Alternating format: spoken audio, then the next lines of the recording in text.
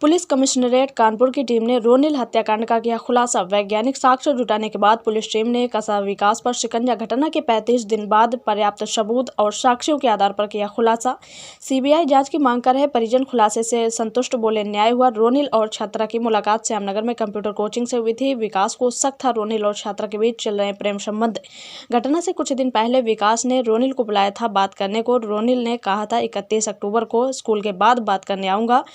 School की छुट्टी के बाद रोनिल अकेले टहलते हुए गया था विकास से मिलने। विकास ने रोनिल से छात्रा के बारे में बात शुरू की। दोनों में हुआ विवाद। मारपीट के बाद विकास ने रोनिल को गला घोंटकर वहीं पर मार दिया था। हत्या के बाद विकास महाराजपुर में रहने वाली मौसी के यहाँ चला गया था। विकास की व्हाट्सएप चैट में भी मिले वारदात की योजना के साक्ष्य।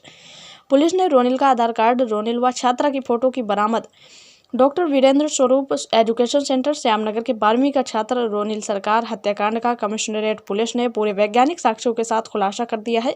घटना की पूरी गहनता और साक्ष्यों के आधार पर जांच करने के बाद पुलिस ने हत्यारोपी विकास को गिरफ्तार कर लिया है। पूछताछ में विकास ने अपना पूरा गुनाह कबूल करते हुए पूरा घटनाक्रम भी बयां किया है।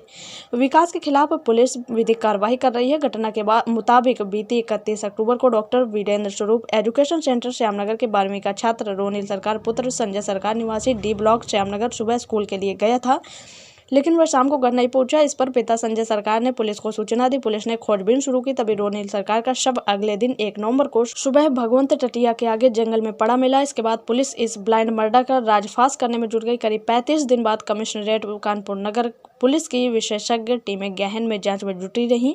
एक एक कड़ी को जोड़ते हुए पुलिस ने पूरे वैज्ञानिक और इलेक्ट्रॉनिक साक्ष्यों के आधार पर घटनाक्रम का खुलासा किया और हत्यारोपी विकास यादव को धर दबोचा।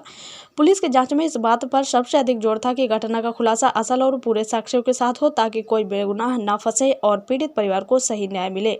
इस अक्टूबर को एक दुर्भाग्यपूर्ण घटना थाना चकेरी क्षेत्र में हुई थी, जिसमें वीरेंद्र स्वरूप स्कूल के 12वीं के छात्र रोनिल सरकार पुत्र संजय सरकार, इनकी डेड बॉडी मिली थी।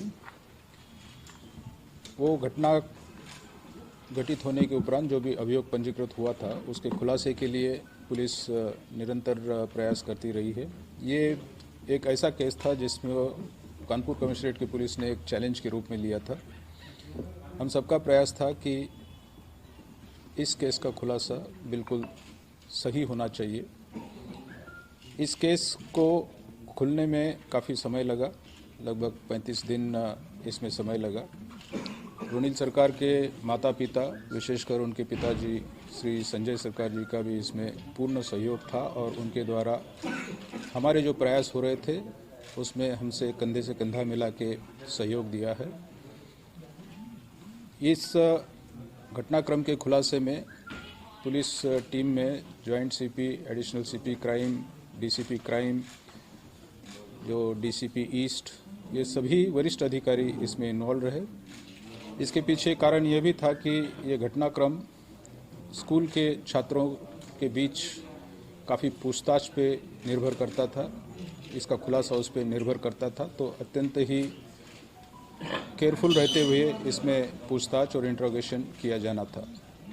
लेकिन कानपुर कमिश्नरेट की पुलिस का पेशेंस, रोनिल सरकार के माता पिताओं का सहयोग और हमारी जो टीमें इसमें लगी थी, उनकी पूर्ण निष्ठा और लगन के फलस्वरूप आज कानपुर कमिश्नरेट की पुलिस इस ब्लाइंड केस को वर्कआउट करने में सफल रही है।